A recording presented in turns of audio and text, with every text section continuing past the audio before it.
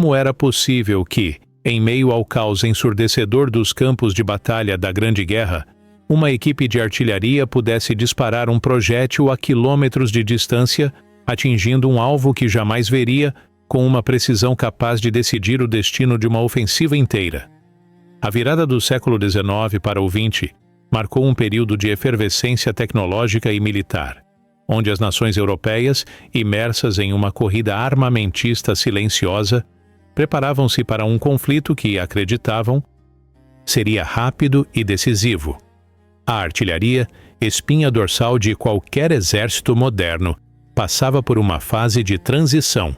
Os canhões, antes peças de ferro fundido de carregamento lento e alcance limitado, haviam evoluído para máquinas de aço de alta precisão, capazes de disparar projéteis explosivos a distâncias consideráveis. O canhão de campanha francês de 75 milímetros, introduzido em 1897, e o alemão de 77 milímetros, de 1896, eram exemplos paradigmáticos dessa nova era. Estas peças, leves o suficiente para serem rebocadas por cavalos e dotadas de sistemas de recuo hidropneumático que permitiam o retorno rápido do cano à posição de tiro, representavam o ápice da engenharia bélica da época. A cadência de tiro havia aumentado exponencialmente e a capacidade destrutiva de cada projétil era incomparável com as munições de séculos anteriores. No entanto, a doutrina militar que acompanhava essa evolução tecnológica permanecia, em grande parte, ancorada em preceitos do século XIX. A artilharia era concebida, primariamente, como uma arma de tiro direto. Isso significava que, para atingir um alvo, o artilheiro precisava vê-lo. A mira do canhão era ajustada visualmente, alinhando-se diretamente com o objetivo, de forma análoga a um rifle de grande porte. Essa abordagem funcionava bem em cenários de guerra de movimento, onde as linhas de frente eram fluidas, e os alvos, como colunas de infantaria ou cavalaria inimiga, estavam à vista. Os oficiais de artilharia eram treinados para identificar pontos de referência no terreno, estimar distâncias e ajustar a elevação do canhão com base na observação direta do impacto dos projéteis. A comunicação entre as unidades era rudimentar, dependendo de mensageiros a cavalo, pombos-correio ou, em distâncias curtas, de sinais visuais e sonoros. A cartografia, embora existente, não possuía a precisão e a padronização necessárias para um uso militar extensivo em larga escala, especialmente em áreas de combate que se estendiam por centenas de quilômetros. O cenário político e social da Europa pré-1914 era permeado por um nacionalismo exacerbado e uma crença inabalável na superioridade militar de cada nação. A propaganda oficial pintava quadros de heroísmo no campo de batalha, onde a coragem individual e a destreza tática seriam os fatores decisivos. A ideia de uma guerra prolongada, estática e de desgaste era impensável para a maioria dos estrategistas. A expectativa geral era de um conflito curto, talvez de algumas semanas ou meses, culminando em uma vitória gloriosa. Essa mentalidade influenciou diretamente o desenvolvimento e a aplicação das táticas de artilharia. A ênfase estava na mobilidade e na capacidade de apoiar o avanço rápido da infantaria, eliminando resistências pontuais à vista. A logística de suprimentos, embora massiva, era projetada para manter o ritmo de um exército em movimento, não para sustentar uma guerra de trincheiras que consumiria milhões de toneladas de munição. As restrições tecnológicas da época eram significativas. Embora os canhões fossem potentes, a capacidade de localizar alvos com precisão a longas distâncias, fora do campo de visão, era quase inexistente. Os instrumentos de medição de distância eram ópticos e limitados pela visibilidade e pelo terreno. Os mapas disponíveis, muitas vezes, careciam de detalhes topográficos suficientes para permitir cálculos balísticos complexos. A comunicação por fio, embora em desenvolvimento, era vulnerável e difícil de manter em um ambiente de combate dinâmico. A ausência de uma rede de comunicação robusta e segura impedia a coordenação eficaz entre as unidades de artilharia e as tropas de linha de frente, especialmente quando os alvos estavam ocultos. O treinamento dos artilheiros refletia essas limitações, focando na pontaria direta e na rápida movimentação das peças. A matemática balística, embora conhecida em círculos acadêmicos, não havia sido plenamente integrada à prática de campo de forma sistemática e padronizada. O contexto econômico, por sua vez, permitia a produção em massa de armamentos e munições, mas a eficiência no uso desses recursos era questionável. Milhões de projéteis seriam disparados nos primeiros meses da guerra, muitos deles com pouca ou nenhuma eficácia, simplesmente porque os alvos não podiam ser identificados ou atingidos com precisão. A escassez de recursos não era um problema inicial, mas o desperdício de munição e a ineficácia dos disparos logo se tornariam uma preocupação. A crença de que a quantidade superaria a qualidade, ou que o bombardeio maciço por si só quebraria a resistência inimiga, seria testada e desmentida de forma brutal nos campos de batalha. A ausência de uma metodologia para o tiro indireto representava uma lacuna crítica que, no início da Grande Guerra, transformaria o conflito em um impasse sangrento e sem precedentes. A artilharia, apesar de sua potência, estava prestes a enfrentar um desafio que exigiria uma revolução em sua própria essência. A paisagem da Europa Ocidental, com suas colinas suaves, florestas densas e vilarejos dispersos, oferecia inúmeros obstáculos visuais para o tiro direto. Mesmo em terreno relativamente plano, a curvatura da terra e a presença de pequenas elevações ou construções podiam ocultar alvos a poucos quilômetros de distância. A fumaça e a poeira levantadas pelos próprios disparos ou pela ação inimiga também comprometiam a visibilidade, tornando a pontaria direta uma tarefa ainda mais árdua. A dependência da observação visual significava que a artilharia era frequentemente forçada a se posicionar em locais expostos, tornando-se vulnerável ao fogo de contrabateria inimigo. Essa vulnerabilidade, por sua vez, limitava a audácia dos artilheiros e a duração de seus disparos, comprometendo a capacidade de sustentar um bombardeio eficaz. A necessidade de uma solução para esse dilema se tornaria premente à medida que a guerra se arrastava, transformando o campo de batalha em um labirinto de trincheiras e fortificações invisíveis. A artilharia, a arma que prometia a vitória, estava presa em uma armadilha de sua própria concepção, aguardando uma transformação que viria de uma compreensão mais profunda da matemática e da topografia. O ano de 1914 testemunhou o início de um conflito que rapidamente desmentiria todas as expectativas de uma guerra rápida e de movimento. A ofensiva inicial alemã, o Plano Schlieffen, estagnou nas margens do rio Marne e as linhas de frente se solidificaram. O que se seguiu foi a formação de um sistema intrincado e brutal de trincheiras que se estendia por centenas de quilômetros do Canal da Mancha à fronteira suíça. Este novo cenário de guerra de trincheiras expôs de forma dramática as limitações da artilharia baseada no tiro direto. Os canhões, antes posicionados para ver e destruir o inimigo em campo aberto, agora se deparavam com um adversário entrincheirado, oculto por elevações do terreno, por florestas ou pelas próprias defesas construídas. O problema era prático e visível. A artilharia não conseguia atingir os alvos mais cruciais. As trincheiras inimigas, os ninhos de metralhadoras, os postos de comando e as baterias de artilharia inimigas estavam, em sua maioria, fora do campo de visão direto dos artilheiros. Mesmo quando a infantaria tentava avançar, os alvos se tornavam invisíveis à medida que as tropas se aprofundavam no território inimigo, ou se deparavam com novas linhas defensivas. Os oficiais de artilharia, treinados para ajustar a mira observando a queda dos projéteis, encontravam-se em uma situação de impotência.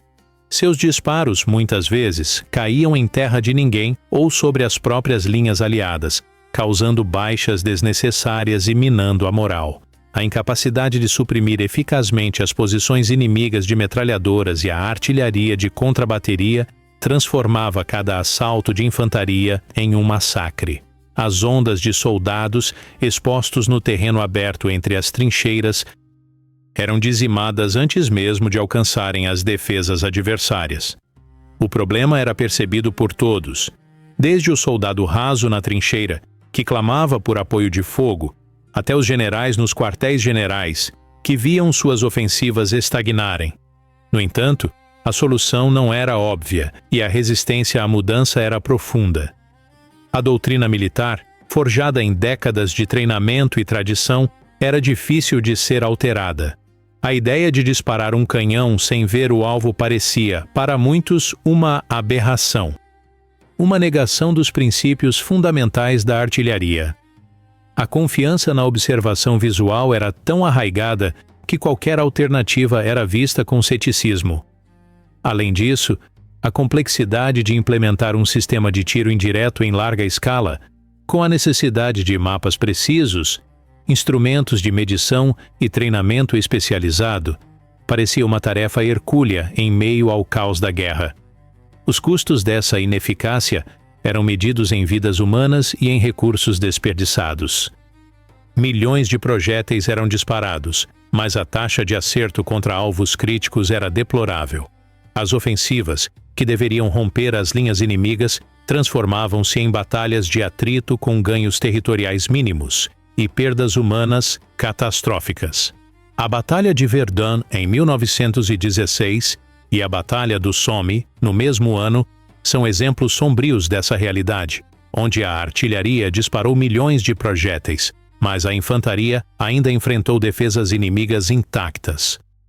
A frustração entre os soldados era palpável, a confiança no apoio da artilharia diminuía, e a sensação de que estavam sendo enviados para a morte certa aumentava. O impacto psicológico era devastador, gerando desespero e desmoralização nas trincheiras. Tentativas anteriores de resolver o problema eram paliativas e ineficazes. Observadores avançados eram enviados para posições elevadas, muitas vezes expostas, para tentar guiar o fogo da artilharia. No entanto, sua visibilidade era limitada. A comunicação era precária, e a precisão dos ajustes era insuficiente para o tipo de alvo que a guerra de trincheiras apresentava. A utilização de balões de observação e aeronaves rudimentares também foi tentada.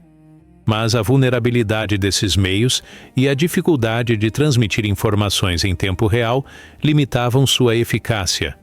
As soluções convencionais falhavam porque não abordavam a raiz do problema, a dependência da linha de visão direta. A artilharia precisava de uma forma de operar independentemente da visibilidade do alvo, de uma maneira que transformasse o campo de batalha em um problema matemático e topográfico, e não apenas óptico. A pressão institucional e burocrática perpetuava o problema. Os manuais de campo, os currículos das academias militares e a mentalidade dos oficiais superiores estavam enraizados na doutrina do tiro direto.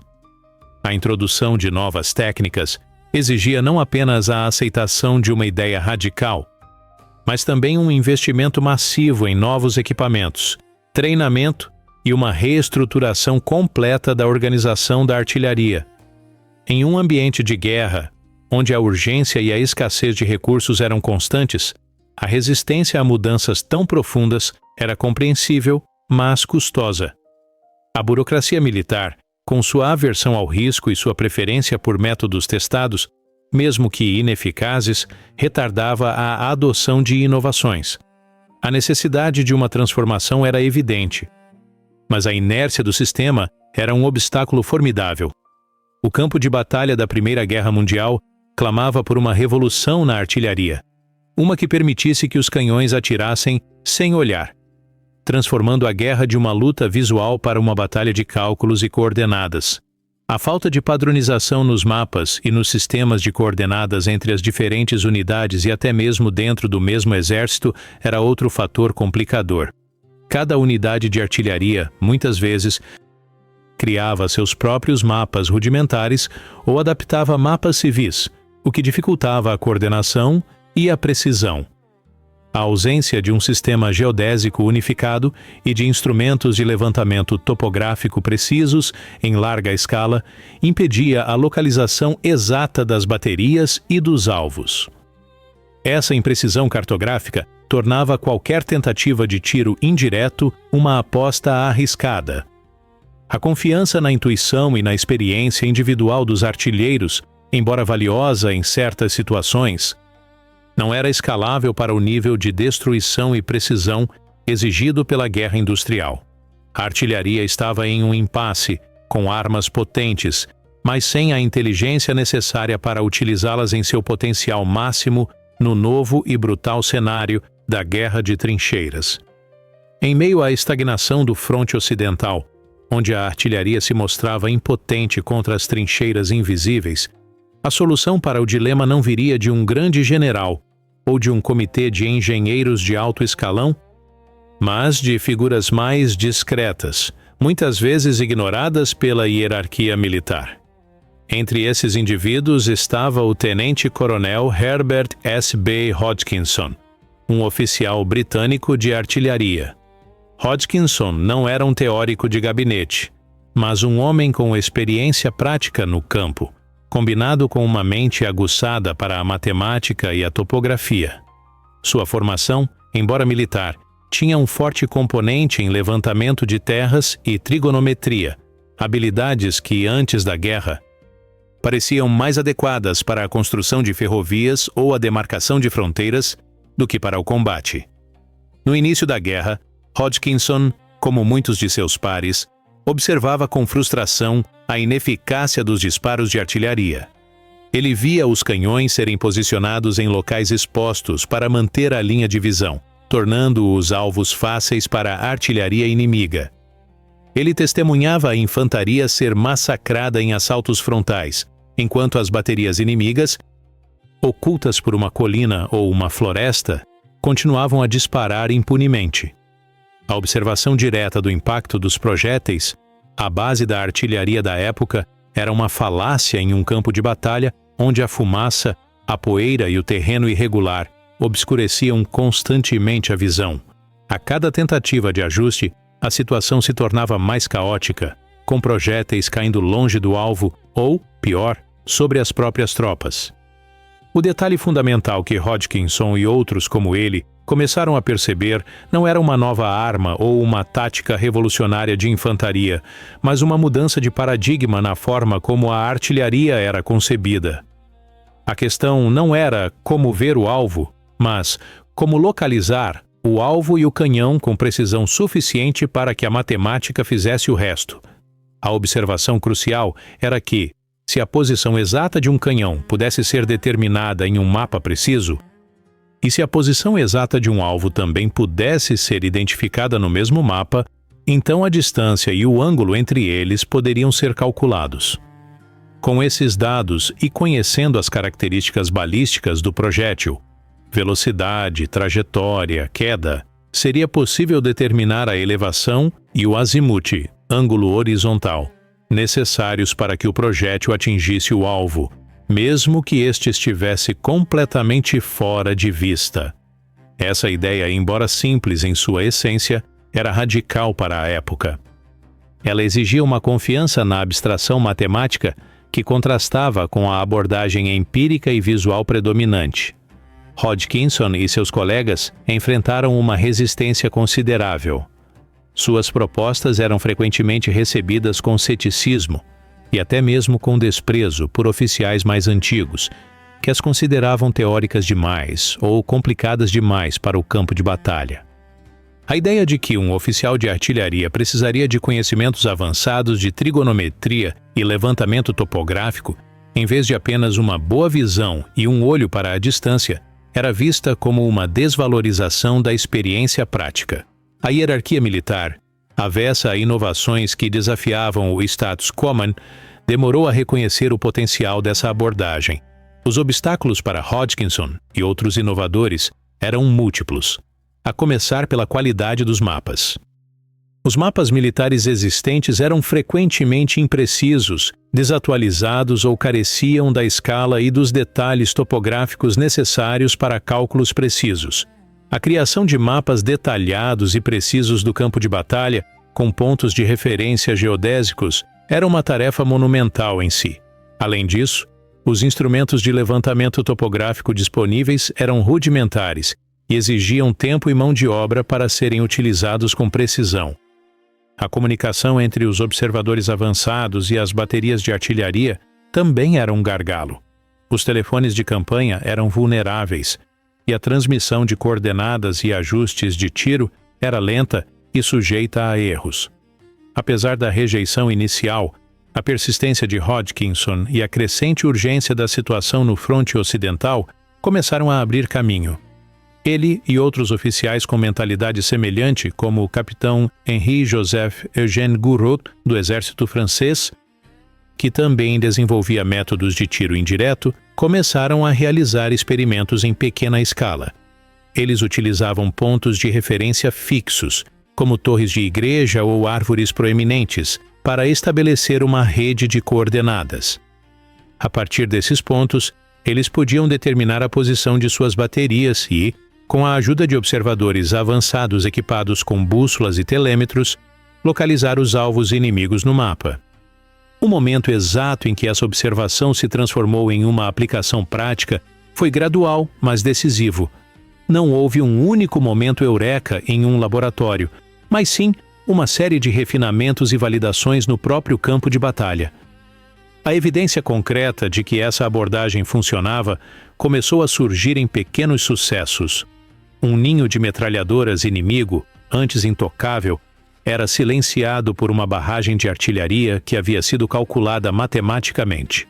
Uma bateria inimiga, oculta por uma colina, era atingida com precisão surpreendente. Essas pequenas vitórias, obtidas por oficiais que ousaram desafiar a doutrina estabelecida, começaram a quebrar a resistência inicial. A ironia era que a solução para o problema de não ver o alvo residia em uma abordagem que abraçava a invisibilidade, transformando-a de um obstáculo em uma condição para a precisão. O detalhe técnico, a capacidade de traduzir o mundo físico em coordenadas e equações, seria o catalisador para uma das maiores revoluções na história da guerra. A voz desses oficiais, antes abafada pela tradição, começava a ecoar nos campos de batalha, prometendo uma nova era para a artilharia. A virada na doutrina da artilharia não foi um evento singular e dramático, mas uma série de adaptações e validações que se consolidaram entre 1915 e 1916. À medida que a guerra de trincheiras se tornava a norma brutal no fronte ocidental. O conceito de tiro indireto, antes uma curiosidade teórica, começou a ser testado e refinado em condições reais de combate. A descoberta fundamental não foi a invenção de um novo instrumento, mas a aceitação de que a matemática, a topografia e a comunicação podiam substituir a observação visual direta. O evento específico que marcou essa transformação foi a demonstração repetida e inegável de que os projéteis podiam atingir alvos invisíveis com uma precisão devastadora, alterando o equilíbrio de poder no campo de batalha. Um dos primeiros e mais significativos exemplos dessa virada ocorreu durante a Batalha de Neuve-Chapelle, em março de 1915. Embora a ofensiva britânica tenha tido resultados mistos, ela foi notável pelo uso de um bombardeio de artilharia pré-planejado e cronometrado com base em mapas e cálculos. Pela primeira vez em larga escala, as baterias de artilharia britânicas dispararam contra as trincheiras alemãs sem que os artilheiros pudessem vê-las. A coordenação era feita por observadores avançados que, por meio de telefones de campanha e sinais, transmitiam as coordenadas dos alvos e os ajustes necessários. A precisão ainda não era perfeita, mas a capacidade de atingir as linhas inimigas com uma concentração de fogo sem precedentes, antes do avanço da infantaria, demonstrou o potencial do tiro indireto. A reação inicial foi de surpresa e, para muitos, de descrença. Os soldados de infantaria, acostumados a avançar sob fogo inimigo quase ininterrupto, ficaram chocados ao ver as trincheiras alemãs serem pulverizadas por projéteis que pareciam vir do nada. Os oficiais de artilharia, que antes se sentiam impotentes, agora tinham uma ferramenta para apoiar a infantaria de forma eficaz. No entanto, a resistência ainda existia. Muitos generais e oficiais mais antigos, arraigados na doutrina do tiro direto, viam esses sucessos como anomalias ou resultados de sorte, em vez de uma prova de uma nova metodologia. A ideia de que a artilharia poderia ser mais eficaz sem olhar era um choque cultural profundo para uma instituição que valorizava a observação e a experiência empírica. A resistência inicial, contudo, começou a ser quebrada pela evidência concreta dos resultados. À medida que a guerra de trincheiras se intensificava, a necessidade de uma artilharia eficaz se tornava uma questão de sobrevivência. Os exércitos que adotavam e refinavam o tiro indireto começavam a obter vantagens táticas significativas. A capacidade de destruir ninhos de metralhadoras, cortar arame farpado e suprimir as defesas inimigas antes de um assalto reduzia drasticamente as baixas da infantaria.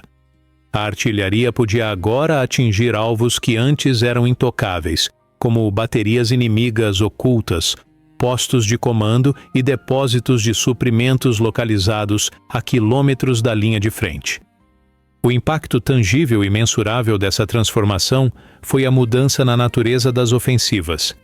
Em vez de assaltos frontais suicidas, as operações começaram a ser precedidas por barragens de artilharia cuidadosamente planejadas, que podiam durar horas ou até dias. Essas barragens eram projetadas para limpar o terreno à frente da infantaria, destruindo defesas e desmoralizando o inimigo.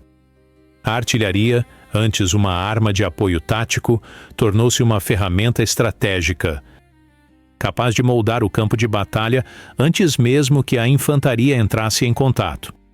A ironia era que a precisão, antes associada à visão direta, agora era alcançada por meio de uma complexa rede de cálculos, mapas e comunicações, onde o artilheiro, fisicamente, não via o alvo.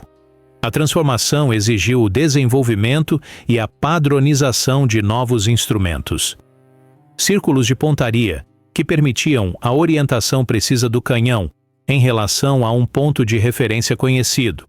Tabelas de tiro, que forneciam os dados de elevação e azimute para diferentes distâncias e tipos de projéteis, e mapas topográficos de alta precisão que se tornaram ferramentas indispensáveis para cada bateria de artilharia. A comunicação também foi aprimorada com o uso extensivo de telefones de campanha e, posteriormente, de rádios rudimentares, permitindo que os observadores avançados e os postos de comando de artilharia se comunicassem em tempo real para ajustar o fogo. A capacidade de corrigir o tiro, observando a queda dos projéteis e transmitindo os ajustes para a bateria, tornou-se uma arte e uma ciência. A virada foi completa quando as academias militares e os manuais de campo começaram a incorporar o tiro indireto como a doutrina padrão. O treinamento dos artilheiros foi revolucionado, com ênfase em trigonometria, cartografia e o uso de instrumentos de medição. A artilharia, que antes era uma arma de força bruta, tornou-se uma arma de precisão científica. O choque cultural inicial deu lugar à aceitação pragmática, impulsionada pela necessidade e pelos resultados inegáveis no campo de batalha. A capacidade de atingir alvos a 10 milhas de distância, sem vê-los, transformou a artilharia de uma arma de apoio em uma força dominante, capaz de moldar o curso da guerra e de salvar inúmeras vidas de infantaria. A guerra que havia começado com a crença na visão direta, agora era travada com a confiança na invisibilidade calculada. A adoção do tiro indireto marcou o início de uma profunda reengenharia técnica e processual em todas as forças armadas envolvidas na Primeira Guerra Mundial.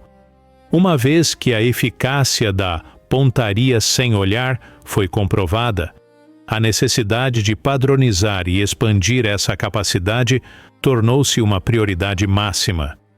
O tempo de implementação foi notavelmente rápido, impulsionado pela urgência do conflito e pelas taxas de baixas insustentáveis.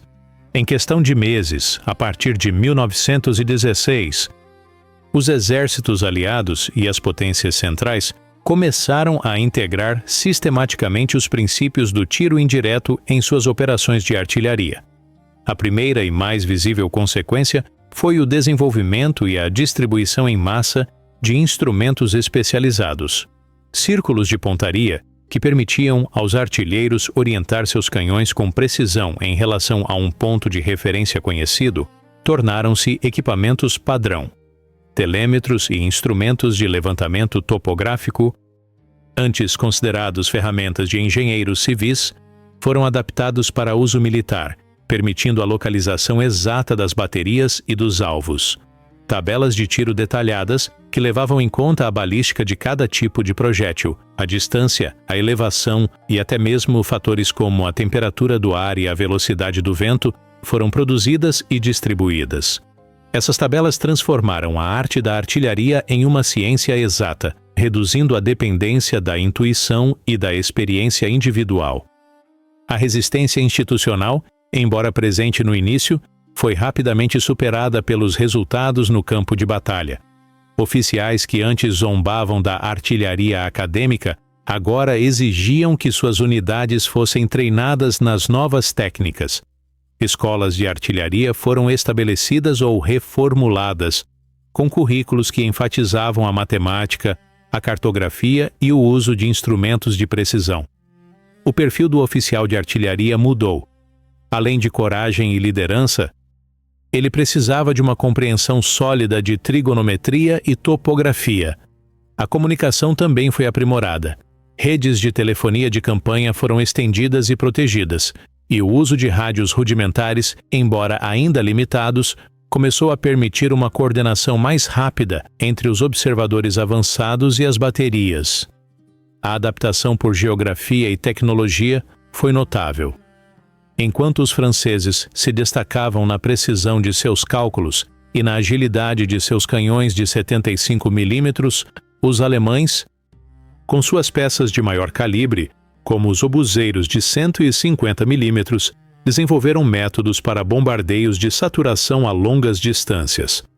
Os britânicos, por sua vez, refinaram a coordenação entre a artilharia e a infantaria, desenvolvendo táticas como a barragem rastejante, creeping barrage, onde uma linha de fogo de artilharia avançava lentamente à frente da infantaria, limpando o caminho e suprimindo o inimigo. Essa tática, que exigia uma coordenação impecável e cálculos precisos, tornou-se um dos pilares das ofensivas aliadas a partir de 1917. O impacto quantificável foi imenso. A capacidade de concentrar o fogo de dezenas ou centenas de canhões sobre um único ponto, com precisão, transformou o campo de batalha. As defesas inimigas, antes quase impenetráveis, podiam ser pulverizadas. Ninhos de metralhadoras eram silenciados, arame farpado era cortado e trincheiras eram destruídas, reduzindo drasticamente as baixas da infantaria durante os assaltos.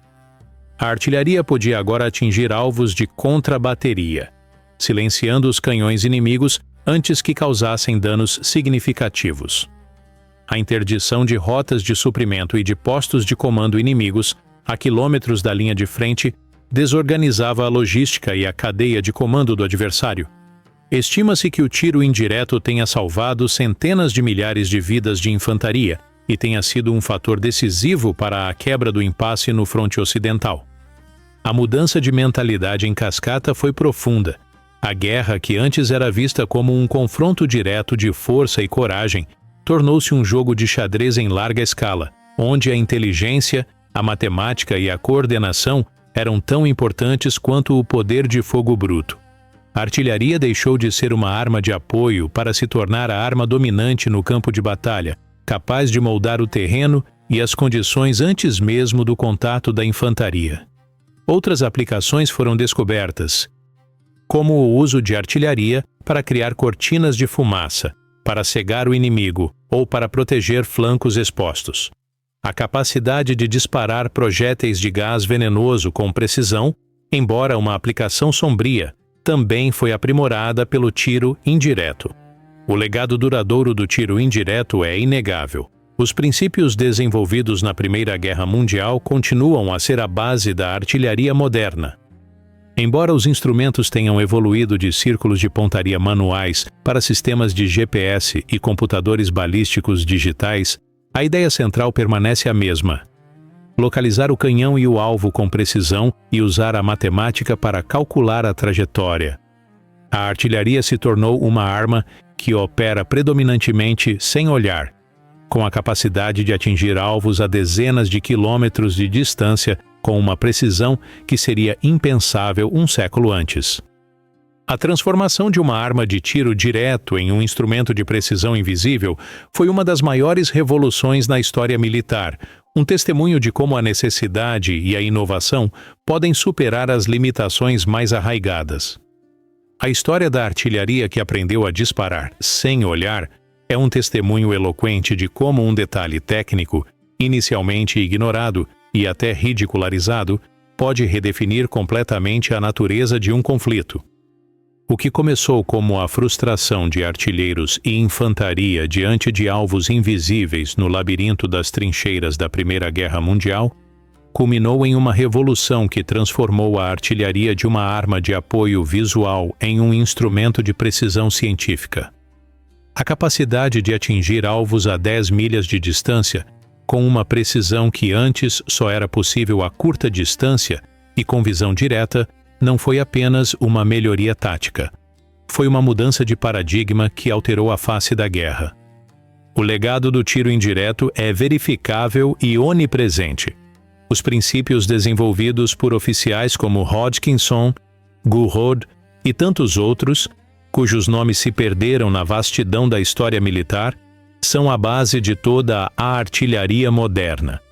Desde os obuseiros autopropulsados que disparam projéteis guiados por GPS até os sistemas de foguetes múltiplos que saturam áreas inteiras, a ideia central de calcular a trajetória com base em coordenadas e balística permanece inalterada. Os instrumentos evoluíram de tabelas de tiro impressas e círculos de pontaria manuais para computadores balísticos digitais e sensores avançados, mas a essência da operação é a mesma: a confiança na matemática para atingir o que não pode ser visto. Há uma ironia cínica na forma como essa transformação ocorreu. O que deveria ter sido óbvio, que a guerra de movimento havia acabado e que a artilharia precisava se adaptar a um cenário estático e oculto, levou meses de massacres e desperdício de recursos para ser plenamente compreendido e aceito. A resistência à inovação, enraizada na tradição e na aversão ao que parecia teórico demais, custou inúmeras vidas antes que a pragmática necessidade do campo de batalha forçasse a mudança. A ideia de que a precisão poderia ser alcançada por meio da abstração e não da observação direta foi um choque cultural para uma instituição que valorizava a experiência empírica acima de tudo. A história do tiro indireto também nos lembra do anonimato de muitos agentes de mudança. Quantos Hodgkinsons existiram? Oficiais de baixo escalão, engenheiros ou matemáticos, cujas observações e persistência foram cruciais para o avanço militar, mas cujos nomes raramente aparecem nos livros de história? Eles eram os elos entre a teoria e a prática, os tradutores da ciência para a linguagem do campo de batalha. O contraste entre a visibilidade histórica dos grandes generais e o impacto real desses inovadores anônimos é marcante. Enquanto os primeiros comandavam exércitos, os segundos forneciam as ferramentas que tornavam esses exércitos eficazes. A reflexão sobre a mudança estrutural é inevitável. Grandes sistemas, como as instituições militares, são notoriamente resistentes à mudança. A inércia da doutrina, a burocracia e a aversão ao risco podem sufocar a inovação. No entanto, a pressão implacável da guerra, com suas demandas por eficácia e a brutalidade de suas consequências, pode forçar uma reavaliação fundamental. A artilharia indireta não foi uma invenção de tempos de paz, mas uma resposta desesperada a um problema existencial no campo de batalha. Ela demonstra que, mesmo nos ambientes mais conservadores, a necessidade pode ser a mãe da invenção, e que as soluções mais radicais podem vir de onde menos se espera. A lição implícita não é uma moral óbvia, mas uma questão persistente. Quantos outros problemas invisíveis existem hoje, cujas soluções estão sendo ignoradas porque desafiam nossas suposições mais arraigadas?